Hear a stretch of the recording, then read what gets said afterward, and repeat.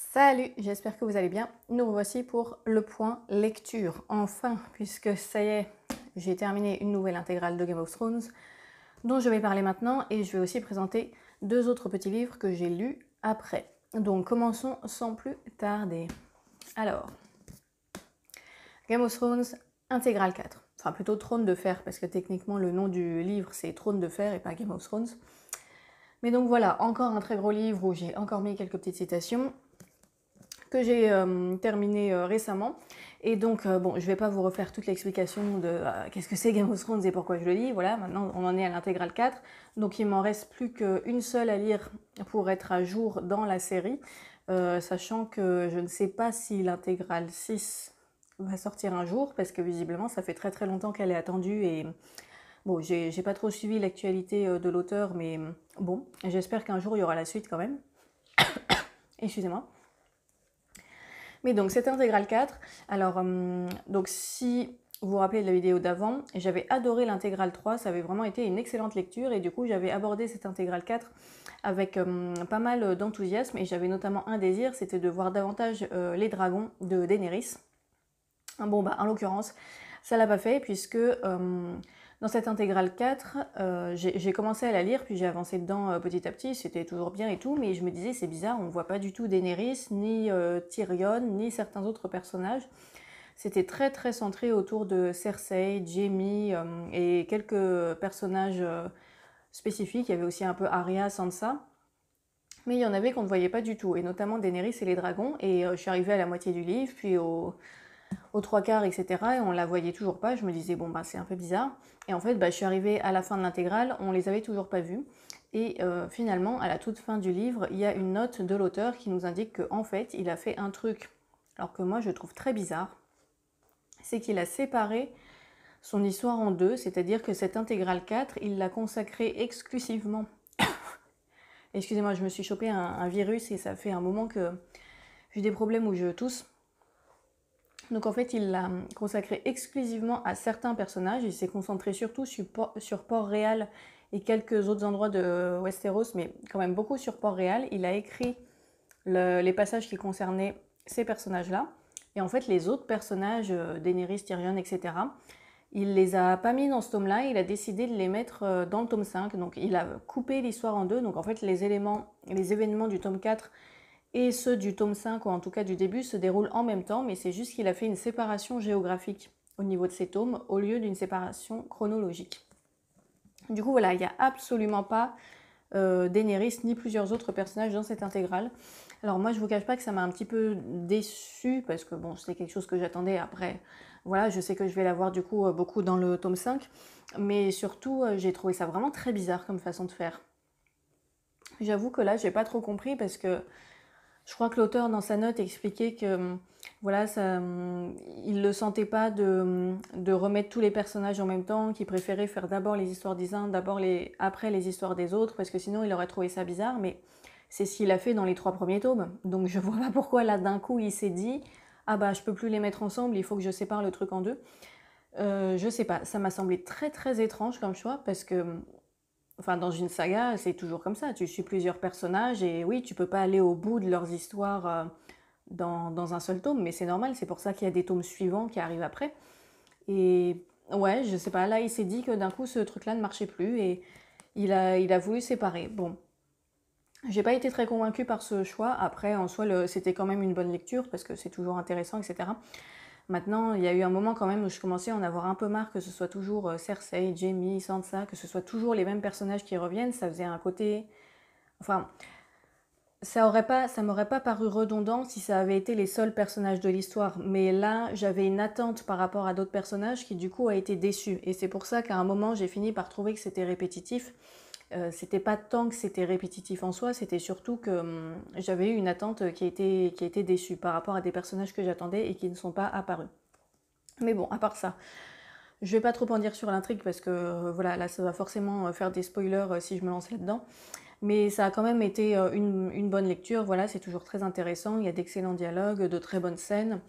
J'aime beaucoup la façon dont c'est écrit. Et puis, bah, toutes les intrigues politiques à Port-Réal, bah, ça m'intéresse bien quand même.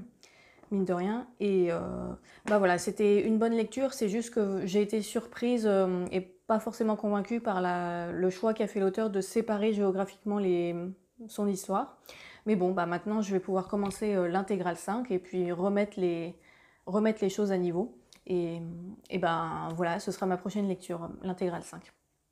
Donc voilà pour Game of Thrones 4, et donc je continue à re-regarder la série télé en parallèle. Donc là je me suis refait la saison 4 en Blu-ray, et c'était bien sympa aussi de la revoir, même s'il y a une scène de cette saison 4 que je ne peux pas regarder, qui est une scène avec le prince Oberyn et la montagne. Si vous avez vu la série, vous voyez de quoi je parle. C'est une scène, j'ai pas forcément du mal avec la violence, mais cette scène-là, je peux pas la voir.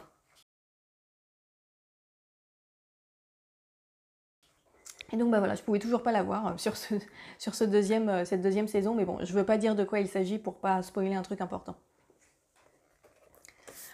Donc voilà, après ça, du coup, j'ai voulu faire une petite pause avec 2 autres livres beaucoup plus courts. Et tout d'abord, je me suis rendue dans la boutique de la Halle Saint-Pierre à Paris, qui est un musée consacré beaucoup à l'art brut notamment, et qui a une assez grande librairie à côté. Et dedans, j'ai trouvé un livre que j'avais repéré déjà il y a un moment et que là, j'ai décidé d'acheter. Il s'agit de Funèbre de Juliette Cazès. Donc le sous-titre, c'est Tour du monde des rites qui mènent vers l'autre monde. Donc, bah, comme le titre l'indique, c'est un livre documentaire sur les pratiques funèbres en fait de différentes sociétés à travers le monde. Donc, ça parle d'abord des enterrements en France, en fait, la symbolique des enterrements et des cérémonies en France. Puis ensuite, ça parle d'autres cérémonies funéraires très très différentes des nôtres. Donc, parfois c'est en Europe, parfois c'est en Asie ou sur d'autres continents. Et c'était vraiment très bien parce que c'est très facile à lire. En fait, c'est des chapitres très courts avec à chaque fois un sujet différent. Donc là, par exemple, voilà, ça se présente à chaque fois comme ça. On nous présente une pratique, un lieu géographique. Et à chaque fois, ça se lit très rapidement. L'autrice nous explique voilà, une pratique funéraire particulière d'une société. Elle nous explique comment elle en a entendu parler. Parfois, elle est allée sur place, elle a voyagé, elle a documenté la chose elle-même. Donc, il y a un côté un peu, presque un petit peu récit de voyage, anecdote. Et c'est raconté vraiment comme des petits récits. Et c'est un style d'écriture très fluide, vraiment très facile à lire. Et c'était hyper intéressant. Alors, ça va pas hyper loin dans le détail parce que c'est vraiment un livre de vulgarisation, c'est pas une étude scientifique.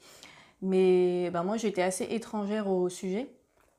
Donc, il y a vraiment plein de choses que j'ai découvertes là-dedans, des pratiques funéraires. Alors, certaines que je connaissais quand même, mais d'autres pas du tout. Et c'était vraiment intéressant de voir comme ça comment la mort est perçue et ritualisée dans différentes parties du monde de façon complètement différente. Voilà, j'ai trouvé ça très très intéressant. Et puis comme je disais, c'est vraiment facile à lire. Parfois, il y a un petit peu d'humour. C'était une lecture à la fois instructive et ouais, presque un peu détente aussi, parce que le style se lit vraiment très bien. Et donc, bah voilà, si vous avez envie d'une lecture un peu insolite, si vous êtes curieux de ce genre de sujet, c'était vraiment sympa. Donc, c'est aux éditions du Trésor. Et ensuite, j'ai lu un tout petit livre que j'ai également acheté dans la librairie de la Halle Saint-Pierre. C'est un folio 3 € de John Steinbeck, intitulé Le Meurtre. Donc oui, toujours dans le style un peu funèbre. Et donc là, c'est un recueil de 4 nouvelles qui ont à chaque fois une thématique assez tragique. Alors chez John Steinbeck, c'est souvent assez tragique. Mais donc c'est 4 petites nouvelles que j'ai bien aimées dans l'ensemble, même si il y en a que j'ai trouvé mieux que d'autres. Mais donc à chaque fois, ça se passe dans la région de Monterey. Donc c'est en Californie. Et à chaque fois, on suit un personnage qui va avoir un destin soit un peu bizarre, soit un peu tragique. Donc en gros, dans la première nouvelle... alors attendez, c'était dans quel ordre? Ah oui, dans la première nouvelle, on suit un fermier qui est très respecté dans la communauté, dont les affaires fonctionnent très bien, etc., mais dont la femme est très malade. Et en fait, on découvre que sa femme a une très forte emprise sur lui. Voilà, j'en dis pas plus, je vais vraiment dire le minimum pour pas spoiler parce que c'est des histoires très courtes. Donc voilà, on va découvrir cette relation un peu bizarre qu'ils ont entre eux. Ensuite, dans la deuxième nouvelle, on va suivre le destin d'un jeune couple, donc un homme qui s'est marié avec une femme d'origine étrangère qui est très mystérieuse, qui ne lui parle quasiment pas, qui est très gentille, qui fait tout ce qu'on lui demande, mais qui ne communique presque pas avec lui et qui semble garder une espèce de secret. Et on va finir par découvrir quel est ce secret. Dans la troisième nouvelle, on va suivre un biologiste qui élève différents animaux dans un laboratoire, dont des serpents à sonnette. Et un jour, il y a une femme mystérieuse qui va venir dans son laboratoire et qui va demander à acheter un serpent pour un but, voilà, un but assez étrange. Et dans la quatrième nouvelle, on suit une famille qui vit très très isolée, un peu à la frontière d'une région aride, et dont le fils aîné va un jour partir en ville et se retrouver, enfin, s'attirer des ennuis en ville qui vont l'obliger à s'enfuir. Et on va suivre la cavale de ce jeune homme qui va essayer de s'enfuir à travers les montagnes. Donc voilà, l'histoire des 4 petites nouvelles, c'est ça. Et alors juste, je fais une petite remarque sur la quatrième de couverture, parce que bon, là, du coup, on a le petit résumé, voilà. Mais après, un truc que j'ai trouvé juste un tout petit peu abusé, c'est que en dessous, ils mettent une petite phrase qui dit « Dans un monde d'hommes rudes et impitoyables, 4 portraits de femmes fortes par l'auteur des Raisins de la colère ». Bon, c'est pas du tout ça. Enfin, j'ai trouvé là que c'était un peu abusé qu'ils aient mis ces petites phrases, parce que c'est pas des femmes fortes, les femmes de ces histoires. À part peut-être celle de la quatrième nouvelle, la mère du fils qui part en cavale. Celle-là, on peut peut-être la considérer comme une femme forte. Mais dans les 3 premières nouvelles, c'est pas du tout le cas. Mais genre, pas du tout. Enfin, c'est complètement... Cette remarque, elle est complètement à côté de la plaque. Et je sais pas, j'ai eu l'impression qu'ils ont juste mis ça pour surfer un peu sur la vague féministe, parce qu'ils savaient pas trop quoi dire. Enfin... Voilà, bref, je m'étends pas davantage, mais cette petite phrase qu'ils ont mis derrière, elle est vraiment pas du tout représentative de ce qu'on trouve à l'intérieur. Et donc, ne lisez pas ce livre en pensant que ça va être des histoires féministes ou des histoires avec des femmes fortes. C'est pas le cas. Dans la deuxième nouvelle, c'est même l'inverse. Voilà, je vais pas dire pourquoi, mais voilà, c'est juste un truc qui m'a un petit peu agacée comme ça. Je me suis dit, franchement, ils ont un peu dit n'importe quoi. Mais bon, bref, globalement, c'est un recueil que j'ai bien aimé, particulièrement la troisième nouvelle, celle sur la femme qui veut acheter un serpent. Celle-là, je l'ai trouvée vraiment bien. Je crois que c'est la plus courte, ou en tout cas, elle m'a fait l'effet d'être vraiment très courte. Mais elle était vraiment particulière parce qu'il y a une ambiance un peu oppressante. En fait, on a ce biologiste voilà, qui est dans son labo, qui fait ses expériences. Alors déjà, ces expériences sont un petit peu macabres, donc on a déjà une ambiance un peu sombre, etc. Et ensuite, on a cette dame qui arrive, qui est très étrange, qui vient comme ça, qui dit qu'elle veut acheter un serpent. Elle explique un peu pourquoi, mais c'est pas très clair. Et en fait, elle dit pas grand-chose, elle ne fait pas grand-chose, mais c'est juste une présence très pesante, très oppressante. Et en fait, le biologiste commence à avoir peur d'elle au bout d'un moment. Et il y a comme ça une ambiance qui se crée et qui était vraiment très bien retranscrite. C'est pas très clair là comme la façon dont je le dis, mais j'ai trouvé que l'auteur avait vraiment bien réussi cette nouvelle-là, parce qu'en fait, c'est juste littéralement une longue scène. Il se passe pas énormément de choses, mais voilà, il y a juste ce personnage de cette dame qui est bizarre. On ne sait pas exactement ce qu'elle veut, on ne sait pas exactement ce qu'elle va faire. Et elle est juste là, et tu te demandes pendant toute la nouvelle qu'est-ce qui va se passer, qu'est-ce que c'est que cette dame, est-ce qu'elle va faire un truc ou pas. Et tu sens que le biologiste devient de plus en plus nerveux, etc. Et j'ai trouvé que voilà, cette ambiance un peu pesante et angoissante était vraiment bien retranscrite. Et toute l'histoire avec le serpent aussi était intéressante, pas tellement dans son contenu, parce qu'en soi, il ne se passe pas grand-chose dans cette nouvelle, c'est vraiment très très court, mais dans la façon dont c'était écrit, et vraiment juste dans ce que ça suggère, davantage que ce que ça raconte. Pas très français ce que je viens de dire, mais voilà. J'ai trouvé que cette nouvelle était particulièrement réussie. Ça plaira pas à tout le monde parce que c'est très particulier. Voilà. En fait, les 4 nouvelles de ce recueil sont très particulières. C'est des nouvelles où il y a des fins à chaque fois très abruptes qui n'apportent pas forcément toutes les réponses aux questions qu'on s'est posées pendant le récit. C'est plus des sortes de destins un peu soit tragiques, soit un peu absurdes. Mais voilà, avec des dénouements un peu inattendus ou très secs. Et du coup, voilà, ça peut... Enfin, je pense que ça plaira pas à tout le monde, ce type d'histoire-là, parce qu'effectivement, c'est pas un truc clair où on a voilà, le début, le milieu, la fin, où tu as à la fin la résolution de tous les problèmes que tu as vus au fil de l'histoire. Non, là, tu n'as pas vraiment de résolution, c'est juste, voilà, ça s'arrête d'une certaine manière et voilà. Et comme je disais, il y a des choses qui sont beaucoup plus dans la suggestion que dans l'expression directe, en fait. Donc tout le monde ne sera pas forcément fan de ce type d'histoire-là. Moi, j'aime beaucoup les histoires qui font ça, qui laissent un peu des choses en suspens, ou des fois on n'est pas très très sûr de qu'est-ce qui s'est vraiment passé, qu'est-ce que ça voulait dire, etc. Surtout quand c'est des nouvelles, je trouve que c'est particulièrement percutant parce que c'est très court. Et donc, bah voilà, globalement, ça m'a bien plu. Je dirais que celle que j'ai le moins aimée, c'est la deuxième nouvelle, donc celle avec le jeune couple dont la femme semble garder un secret. Parce que là, pour le coup, la fin m'a semblé tomber un peu à plat. Autant les trois autres, c'était des fins très abruptes, mais où ça me semblait plus cohérent. Autant là, sur la fin de la seconde nouvelle, je m'attendais à quelque chose de beaucoup plus fou, en fait, quelque chose de beaucoup plus surprenant. Et là, j'ai trouvé que cette nouvelle s'était arrêtée de façon un peu banale. Enfin, peut-être pas banale, mais je trouvais que ça retombait un peu à la fin, que c'était « Ah bon, bah d'accord. Voilà, j'étais un petit peu déçue par la fin de la deuxième nouvelle, qui m'a semblé pas vraiment à la hauteur du reste de l'histoire, parce que j'ai beaucoup aimé le début. Le début de cette nouvelle était vraiment bien, il y avait une ambiance un peu, il y avait un suspense comme ça qui grandissait, où on se demande jusqu'au bout quel est le secret de cette jeune femme. Et en fait, voilà, quand on finit par apprendre le secret et le dénouement qui arrive après, bah, j'étais un peu déçue. Je m'attendais à quelque chose d'un peu plus, je sais pas, d'un peu plus surprenant, d'un peu plus original. Bon, voilà. Mais mis à part ça, la première nouvelle, je l'ai trouvée, alors elle m'a pas transcendée, mais je l'ai trouvée plutôt bien faite dans son style, on va dire. La troisième nouvelle, je l'ai beaucoup aimée. Et la quatrième, qui est la plus longue, donc celle sur le jeune homme en cavale, je l'ai trouvée plutôt bien réussie aussi. Et là, pour le coup, j'ai trouvé que le dénouement était particulièrement réaliste, très abrupt, mais réaliste.